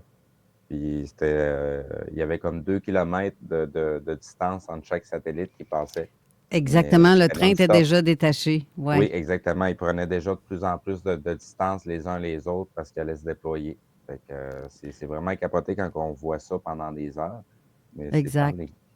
Et là, ça fait des années qu'on en parle. Depuis que Starlink a été lancé pour la toute première fois, de toute façon, on le disait, ce n'est pas un ovni. Non, ce n'est pas un cylindre full éclairé par l'intérieur. C'est juste une paquette de satellites dont le soleil reflète. C'est départ. Ben, c'est ça. Exactement. T'avais-tu d'autres choses à ajouter, Jean? Ou Oui, je voudrais lancer encore une fois mon message. Si quelqu'un serait à ce qu'on dit, voudrait, qui travaille avec des géoradars, pourrait nous contacter parce qu'on sait peut-être, je dis bien peut-être, où on pourrait trouver le fameux Tesloscope que je vous ai mis une photo dans les commentaires, là, puis qui n'a jamais été retrouvé. Fait que ça serait le fun de pouvoir le retrouver. C'est vraiment le fun. Demande à Trump. Hein? Les Américains l'ont sûrement ramassé comme qu'ils ramassent tout. Tu sais, c'est comme tout ce qui était de Tesla. Ça a tout été ramassé par l'oncle de Donald Duck. Sam, ouais. Et c'est ça. Oui, ça c'est sûr. Ben, c'est ça. Fait que le reste, ça a peut-être été fouillé, ramassé, puis ça fait longtemps qu'ils ont ça là, puis qui s'est rendu désuet même parce qu'ils ont fait pire aujourd'hui. Je suis pas certain, mais moi, je pense que ça va ce qu'il est, mais en tout cas... Colin, ça serait le fun que tu fouilles. Même avec tes détecteurs, tu n'es pas capable de le voir, de pas... Non, c'est trop creux. Ben, trop creux. Ça me prendrait un comment ça s'appelle? Donc, pas un petit détecteur à la Oak Island, là, un gros détecteur. Oh, comme on fait des fouilles en Égypte là, pour voir qu'est-ce qu'il y a en arrière des murs. C'est ça. C'est des géoradars. Plus que 6 pouces, moins que 20 pieds. Et je pense que juste avec ça, on serait bon moyen, on cherche le nom. Tout le monde a ça dans ses poches, une affaire de même. On a tous les moyens de se payer ça, des affaires de même. As-tu regardé sur Amazon? Oui. Oui, bon point. Amazon. Ouais, mais moi, je suis pas riche. Si vous l'êtes, OK? Non, bien, c'est justement, on ne l'est pas tout. On est loin de les avoir, ces appareils-là, parce que justement, tout est dispendieux. Tout ce qu'on... C'est pour ça que je demande s'il y a quelqu'un qui croit à nos affaires, qui croit à ça, puis qu'il y en a un avec qui il travaille, qui pourrait peut-être nous le passer. Bien, ou venir nous accompagner, c'est ça. C'est ça. Contactez-nous si... C'est ça. Bien, ça serait très intéressant. Appelez Raymond Choquette ou Carole Lausier, Jean Morissette, Yann Vanet. Yann Vanet, Jean Cazot, appelez-nous. Non, appelez-nous d'abord sur Zone Parallèle, là, puis on verra après, OK? C'est ça. On en parle ici à la radio, puis tu fais partie des équipes d'enquêteurs. Donc, donne donc le numéro, Carole, au cas où. Le numéro de téléphone d'ici? Oui, où est-ce que je te rejoins? Hein? Pour que les gens puissent nous appeler s'il y a quelque chose. Il y a une demi-heure pour nous rejoindre. Oui. S'il y a quelqu'un qui a ça, appelez-nous au 418-903-5969. 418-903-5969 ou écrivez-nous en privé sur Zone Parallèle si vous ne voulez pas que tout le monde sache que vous avez bien de l'argent et que vous êtes équipés comme du monde. Exactement. Hey, ça a été un plaisir de vous parler. Pareillement, mon ami. Tout le monde. Merci. Bye. Plaisir. Bye. Fait qu'on peut rire de l'implication des gouvernements, supposément, qui s'intéresseraient aux ufologues. Puis, non, ils s'intéressent plutôt à toute la technologie derrière, comme le Tesloscope. Ouais, ben, je mentionne ça à cause de toute la mythologie qui entoure le décès récent de David Wilcock et des autres savants disparus. Quoi qu'il en soit, dans le cas de Arthur Matthews, nous avons des témoignages de sa famille, de sa femme et ses enfants, qui rapportent qu'en effet, dans les années 60, il y avait des gens du gouvernement qui l'ont rencontré sur place pour voir à quel point c'était vrai, ces affirmations qu'il avait commencé à faire, de ses rapports avec Tesla et de la découverte de nouvelles technologies. Alors, dans ce cas-là, nous sommes au courant. Ouais. On va retourner pour la dernière fois à une autre pause et on revient pour la suite et la conclusion de l'émission qui fait fort, ma foi, très intéressante. Donc, restez là, on revient. CJMD 969 Besoin d'anglais spécialisé pour ta job? Danita.ca. À la Maison de l'enfance, c'est de la prévention, de la sensibilisation, de l'accompagnement, du soutien et même un peu plus que ça. Parce que la Maison de l'enfance, ce n'est pas juste une maison, c'est une maison intérieure. On vous accompagne sur mesure avec un plan d'intervention et un bilan remis en fin de parcours. Reconnu par Ritma, membre de AEESQ, fournisseur d'IVAC et maintenant accessible sur Clic Santé. 1336C, rue de la Chaudière, à Saint-Rédempteur. La Maison de l'enfance, grandir, ça commence quand on se sent compris. Depuis 1975, la référence pour votre muscle car ou votre classique, c'est Brossard Performance. Mise au point, développement de projet mécanique street, classique, bolide de compétition stock car et drag, Claude Robitaille est l'homme de la situation. 50 ans de clients satisfaits sur 3 générations d'amateurs d'octane et de sensations. Bientôt une nouvelle saison, toujours la même passion. L'endroit par excellence, c'est Brossard Performance. Travailleurs autonomes en santé et mieux-être, cherchez-vous un espace à la hauteur de vos services? Découvrez le centre holistique L'Harmonie. Des locaux lumineux, sécuritaires et entièrement meublés pour vous. Coach, thérapeute, professeur de yoga ou pilates et intervenants. Profitez de nos horaires hyper flexibles, payables à l'heure ou au mois. En rejoignant notre communauté, vous profitez d'un réseau d'interréférencement naturel qui donne instantanément de la crédibilité à votre pratique. Vivez le charme du manoir Breakyville à seulement 2 minutes du Santo Spa. Réservez votre espace sur harmoniestoi.ca. Chez La Prise Multilogement, on construit des grands projets de multilogement modulaires. Et La Prise recherche des bâtisseurs pour construire des composantes structurales comme des modules de plancher, de murs, de toit, ensuite assemblés en modules de multilogement. On bâtit dans une grande usine moderne. On bâtit nos équipes pour le long terme avec des belles conditions. Pas besoin d'être charpentier. Si t'aimes le bois, le travail manuel, viens bâtir des grands projets chez nous. Voir la construction de logements modulaires en usine, c'est y croire. Viens voir. Postule dès maintenant au laprise.com/carrière. Les bâtisseuses et les étudiants sont bienvenus. On dit qu'il n'y a pas de sous-métier. Mécanicien, c'est loin d'être un sous-métier. Mais il y a des sous-types de mécaniciens. Il y a des spécialistes des vitres d'auto, réparation, polissage, remplacement. Tout ça pour dire que les meilleurs spécialistes des vitres de voiture, c'est... Vitre Expert Pintendre. En affaires depuis 2006. Choix du consommateur 2024. Programme de réparation gratuite à vie. Vitre Expert Pintendre, c'est les meilleurs. C'est le cas pour votre esthétique d'auto aussi. Et le nettoyage. Vitre Expert Pintendre. Pour les camions, le seul lave-auto libre-service est ici. Réservez tout de suite. Ça roule. Vitre Expert Pintendre. 605 du président Kennedy. Trévi vous invite à découvrir nos toutes nouvelles piscines 2026. L'innovation offerte à prix de lancement. La Trévi Millennium en résine et béton au look contemporain qui nécessite aucune excavation à seulement 23 999 $, incluant gratuitement l'escalier avec banquette d'une valeur de 5 000 $. La nouvelle piscine 4 saisons Trévi Urbania tout en acrylique avec livraison et installation en une journée qui vous permettra de vous baigner 12 mois par année. Et sans compter nos nouvelles piscines hydro-fitness incluant un module de nage sur place pour vous garder en forme à partir de 8 999 $ pour une hors terre ou 35 999 $ pour une creusée. Et si vous cherchez la meilleure piscine hors terre ou semi-creusée sur le marché, venez voir les nouvelles piscines Trévi Omega offertes avec un mur en aluminium, les seules piscines de l'industrie qui offrent une garantie de 10 ans 100%. Tout ça accessible avec nos nouveaux plans de financement VIP et quelques plages d'installation pour les vacances. Mais faites vite, Trévi, plus que jamais, une longueur d'avance. CJMD, la seule et unique radio de Lévis. Avertissement. Cette émission a pour but de porter l'auditoire à réflexion. C'est pourquoi la direction de la station souhaite vous rappeler que chaque affirmation mérite réflexion. Il ne faut rien prendre comme vérité simplement parce que c'est dit, car tout ceci demeure des théories ou la perception de chacun. Nous vous recommandons de garder un esprit critique et sceptique sur ce que vous entendez ici comme ailleurs. Bonne écoute, bonne réflexion. Bienvenue dans la zone.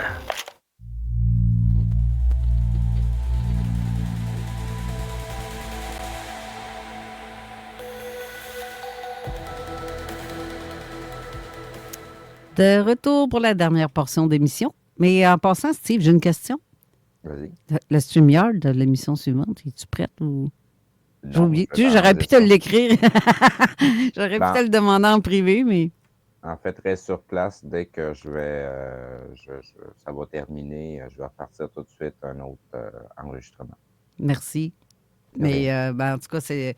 Mais là, pour la dernière portion, là, il y a des choses qu'on n'a pas parlé. Arthur Matthews, on a-tu terminé? aucunement. Il y a tellement de choses à dire, tellement de nouvelles découvertes archivistiques que j'ai fait. Mais ça, bien entendu, je vous réserve ça pour le souper ufologique samedi prochain au Normandin sur le boulevard Wilfrid Hamel à Québec. Vous êtes les bienvenus. Invitez des amis. C'est 20 $ l'admission. Si vous voulez d'autres informations sur mes recherches, notre groupe, vous visitez garpan.ca. Vous pouvez acheter vos billets à l'avance, qui facilite toujours l'organisation de nos événements. Parce que là, je te pose la question parce que je me fie à ta feuille, ce dont tu aurais aimé parler. Fait que je vais te laisser choisir.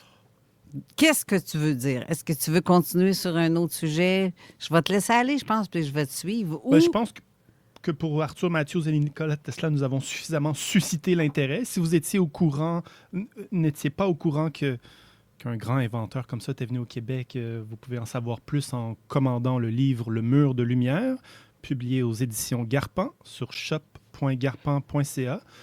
Et sinon, c'était juste une suggestion de choix que j'ai apportée, mais nous pouvons dire un mot sur le prochain grand événement de cette année que nous organisons. Ce sera une après-midi de conférence à l'Université Laval pour souligner les 60 ans de l'ovniologie civile au Québec. On se rappellera qu'il y a 10 ans, nous avions fait la conférence de presse des 50 ans de l'ufologie du Québec. Mm-hmm. Et parmi les 13 participants, il y avait Carole Lauzé présente et Raymond Choquette. Rapportez-nous donc un petit peu qu'est-ce qui s'était passé il y a 10 ans. Et 10 ans plus tard, on va maintenant célébrer les 60 ans de l'ovniologie civile au Québec. C'est fort le fun, ça. C'est au mois d'octobre, si je comprends bien. Samedi, le 24 octobre? Oui. D'accord. De 13h à 18h à l'Université Laval. On le rappelle, mais ça, tu vas sûrement l'annoncer sur Facebook ou autre, sur ta page, ton site web ou peu importe. Ça va être diffusé quelque part, comme quoi que si les gens veulent participer à ça. Les gens pourront se rendre sur place ou encore acheter un billet virtuel. N'hésitez pas à acheter vos billets à l'avance. Mais sinon, ma question était sérieuse. Partagez un petit peu vos souvenirs de ce que vous vous rappelez de ce qui s'était passé le 8 octobre 2016 lorsqu'on a fait une conférence de presse en invitant les journalistes pour leur faire part de, qu'est-ce qui s'est passé du côté des ovnis au Québec de 1966 jusqu'à cette date? J'ai-tu encore de la mémoire? Les très gros cas d'ovnis au Québec, les ufologues comme Jean Cazot, pas Jean Cazot, Henri Bordelot, vous savez. Ah, les vieux de la vieille. Mais il y a eu des très bons cas d'ovnis au Québec. Oui. C'est Place de Bonaventure, c'était un très gros cas. L'ovni qui avait atterri à Sainte-Marie-de-Mont-Noir, c'était intéressant aussi. Il y avait eu un crash d'ovni que tu avais enquêté, Yann, dans le bout de Saint-Charles-de-Bellechasse ou quelque chose comme ça. En Bellechasse, oui. Il y avait eu de l'armée canadienne qui était là. On a fait un cas de 1982. C'était à l'époque des adolescents, ou des enfants préadolescentes. Leur maman étendait le linge sur la corde à linge. L'été, c'était venteux cette journée-là. Et à Saint-Raphaël de Bellechasse. Et puis, oui, il y avait eu un objet, comme on disait tout à l'heure, un vaisseau vu à moins de 200 mètres qui passait à toute allure, poursuivi par 2 avions de chasse. Alors, déjà là, c'est quelque chose. Mais c'est que le lendemain, il y avait eu une intervention de l'armée canadienne avec des tanks, rien de moins, qui étaient venus sur place. Et ils s'en rappellent très bien parce que ça avait toutes... les chenilles avaient toutes détruit le terrain. Et l'armée canadienne avait émis un chèque pour les rembourser des dommages faits sur leur terrain. Dédommager, oui. Ce que tu me racontes là, ça me rappelle quand j'étais jeune, peut-être dans les années... ça fait des années fin 70, 77, 78. Dans ces coins-là, il y a eu le même phénomène à Sainte-Croix, où les militaires ont pris l'école comme endroit de « OK, aujourd'hui, on a appris ça le matin, là, on est à l'école le matin, puis rendu juste un peu avant le dîner, là, les enfants, vous ne revenez pas cet après-midi parce que les militaires s'en viennent prendre d'assaut l'école où ils vont devoir se recueillir et dormir et manger parce qu'il y a une pratique dans le coin. » Sauf que, c'était où ça? Au bout de la rue La Flamme, à Sainte-Croix. Ça veut dire pas loin de même Moses, ce secteur qu'on voit tout le temps quelque chose. Là.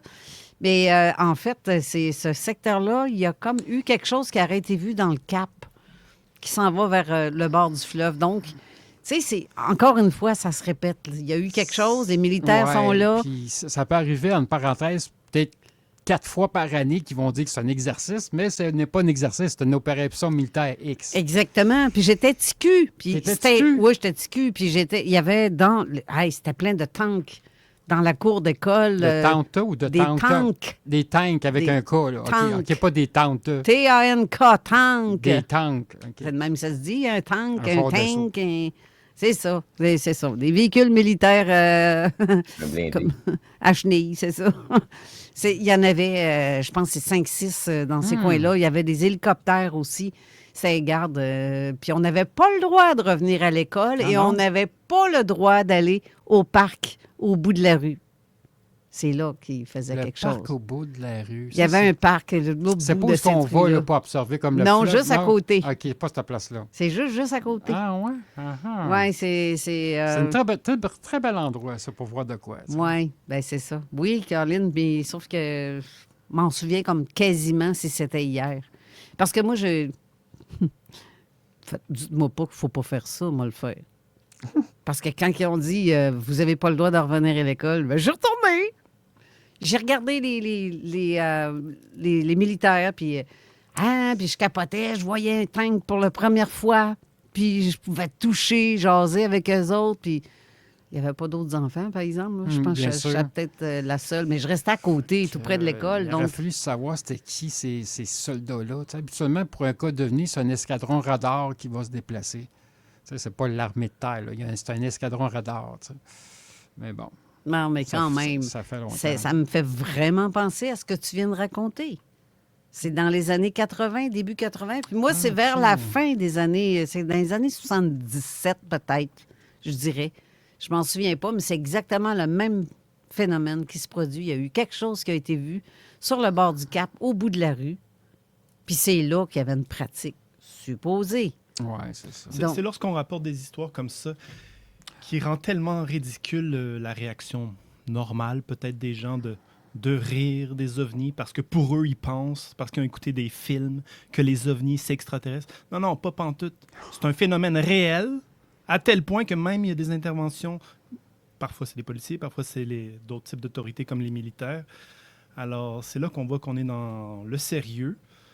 Et puis, semble-t-il que les militaires gardent quand même une petite réserve, bien entendu. Et puis, il est évident, à mon avis, que tout le travail que nous faisons de façon bénévole dans cette ufologie civile, où qu'on prend de notre temps, de notre argent pour faire des investigations, tout ça, c'est surveillé par une petite unité gouvernementale qui ne nous paye pas, qui nous pique tout notre travail. Qui pique le travail. Ben oui, ils viennent voler des dossiers. Ah oui, c'est vrai. Moi, j'ai eu de la visite il n'y a pas longtemps en plus chez nous. Ben, c'est ça. Ou ça scrape un ordinateur, parce que c'est mon cas.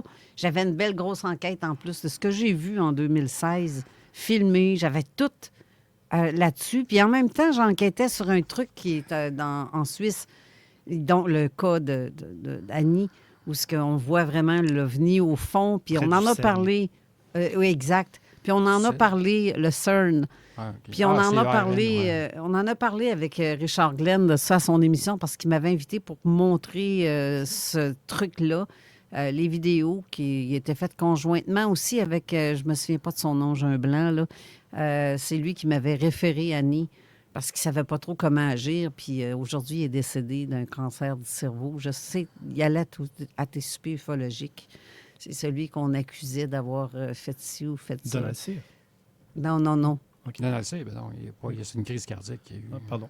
Non, c'est parce que là, le nom ne me revient pas, mais je t'en reparlerai tantôt après l'émission. Le nom ne me revient pas, mais pour avoir soupé devant lui avec... exact. Je revois à face avec ses lunettes, puis tout le monde l'accusait d'avoir des attouchements ou de l'abus sexuel ou je sais pas quoi. Ça a été toute une espèce d'aria, cette histoire-là. Mais en tout cas, bref. C'est une vieille époque. Oui, c'est ça. Exactement. Mais Carole, je veux juste revenir vite. Ton cas que tu as eu, le fin 70, tu dis, à Sainte-Croix. Oui. Tu sais, l'objet qui avait tombé à Donnacona, l'autre côté du fleuve, c'est-tu dans ces mêmes années? Non, c'est dans les années 64 ou 65, je pense, l'espèce de truc en métal qui a été retrouvé. Oui, j'ai la photo On a été enquêter avec Yann dans le temps. Oui, tout à fait. C'était un objet qui avait été retrouvé à la plage des Écureuils, à Donnacona. Ouais. Et puis, justement, ce cas-là qui date des années 64 60. Ou quelque chose comme ça. En effet. Alors, l'équipe de Wilbur Smith avait publié des articles dans leur revue. Et puis, Matthews s'était intéressé à ce cas. Il s'était déplacé jusqu'à Ottawa pour essayer de déterminer c'était quoi le type d'objet.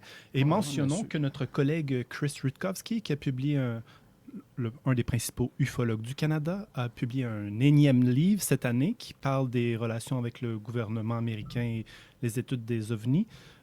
C'est un titre anglais, si vous pouvez le retrouver. Il y a un chapitre consacré spécifiquement à cet objet qui avait été retrouvé à la plage des Écureuils à Donnacona. T'allais dire? Excuse, ta sœur Chantal signale Gilles Millot. C'est le nom du monsieur? Non, Gilles Millot, c'est l'AQ. C'est l'AQ, ça, Gilles Millot. Ah non, il est encore vivant. Okay. Non, c'est ça. Donc, en tout cas, bref, il y a tellement de mystères qui entourent les ovnis puis tout ça avec les militaires qu'on ne sait plus si... Parce que je redoute, moi, bien des fois, des technologies militaires ou de la haute technologie de gens comme Tesla ou Matthews qui fabriquent des choses pour les militaires ou pour des essais scientifiques. Il y a bien des affaires comme ça que... Ça élimine certains cas d'ovnis. Plus le temps avance, en effet, parce qu'on est dans une société tellement technologique et puis de nos jours, avec la manipulation d'images, l'ufologie a grandement changé. C'est pour ça, lorsqu'on se concentre sur des cas comme que je vais vous parler la semaine prochaine avec Arthur Matthews, qui dit « Non, en 1937, il y a un ovni qui a atterri chez moi au lac Beauport. Puis en 1941, ils sont revenus. Puis en 1942 aussi, etc. » Alors, on est avant même le début de l'ufologie officielle qui commence en 1947, là, dans les années 40. Alors, lorsqu'on a des cas qui sont rapportés d'une époque qui relève d'une toute autre technologie qu'à l'heure actuelle, c'est à se poser beaucoup de questions. C'est, comment est-ce qu'on appelle, donc, Steve Martin? Lockheed Martin, mais il y a d'autres compagnies comme Lockheed qui fait des... je ne suis pas la seule. Il y a tellement d'entreprises qui se spécialisent dans des choses que même ces entreprises-là qui sont tellement spécialisées qu'ils ne savent même pas sur quel projet ils travaillent réellement au bout de la ligne. Mais tu sais, il y a les projets Looking Glass, que c'est des projets qui viennent de Lockheed Martin. Sinon... je rappelle le cas du MH370 de la Malaysia Airlines en 2014. Il y a un recherchiste, il y a quelqu'un qui a fait une enquête quand même assez approfondie, très recherchée sur ce vol-là, sur les images qui ont été dévoilées.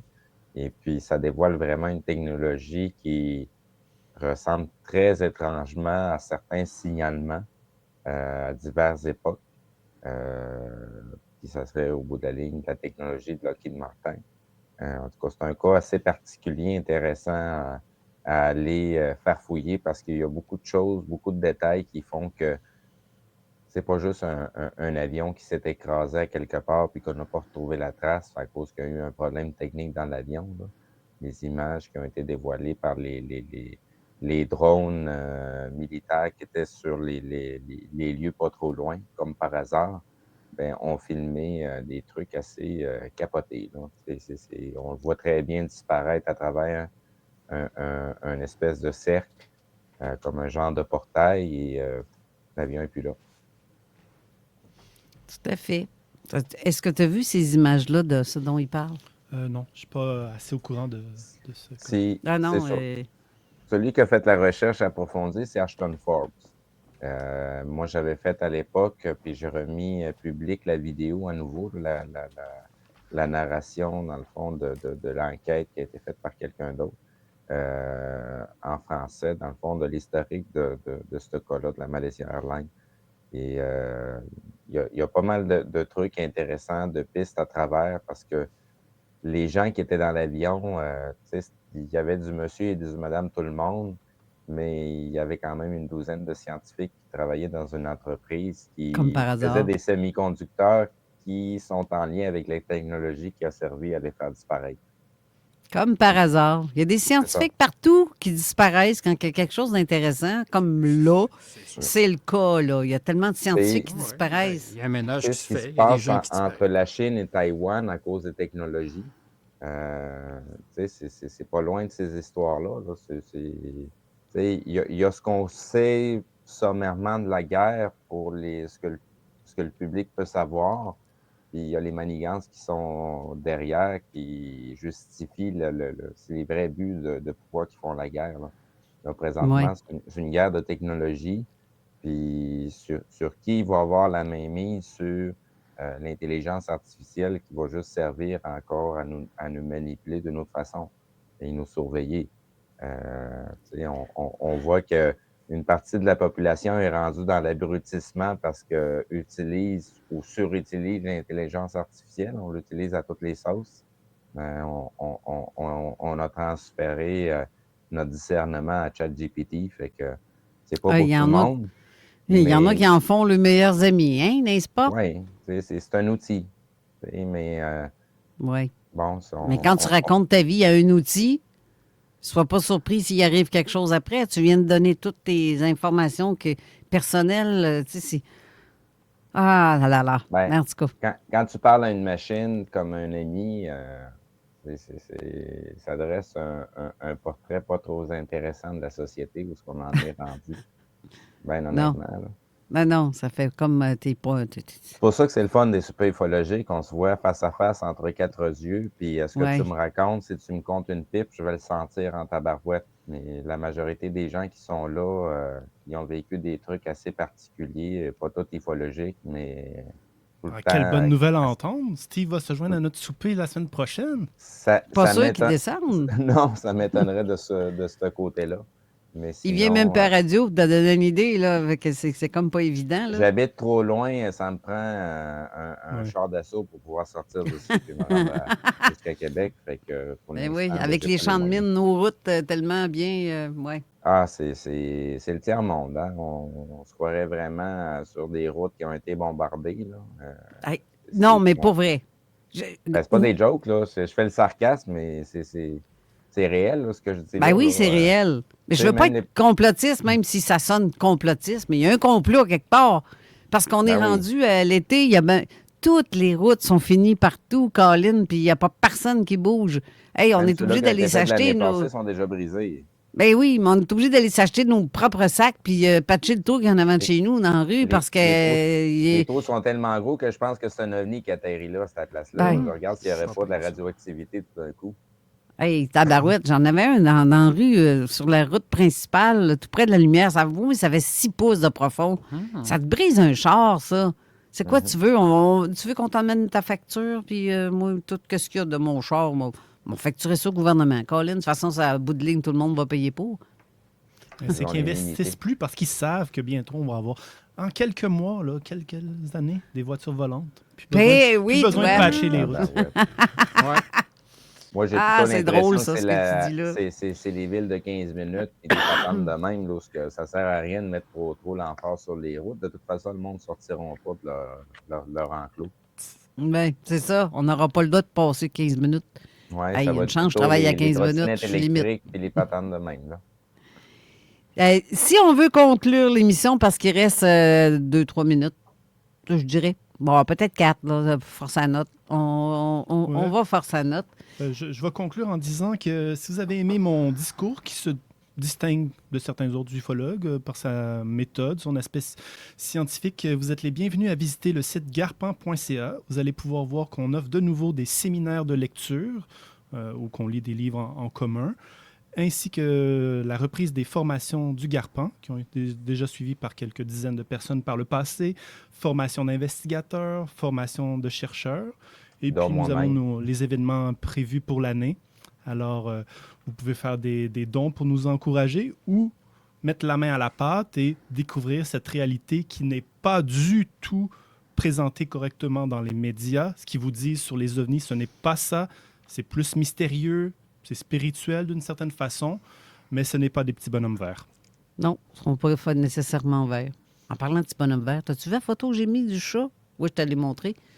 Sur mon Facebook, j'ai partagé une photo d'un chat qui était venu sur ma galerie. Mais sur une des 2 photos, tu vois la face d'un petit gris qui serait soit derrière moi ou soit en avant de moi. Je sais, il y a un petit gris ou un petit gris? Un petit gris, mais beige. Un petit gris beige. Mais en tout cas, c'est bizarre que j'aie ça sur ma photo, que pendant que je suis seule sur ma galerie avec mon chat, qui regarde le chat qui veut rentrer, parce que c'est un chat qui traînait chez nous.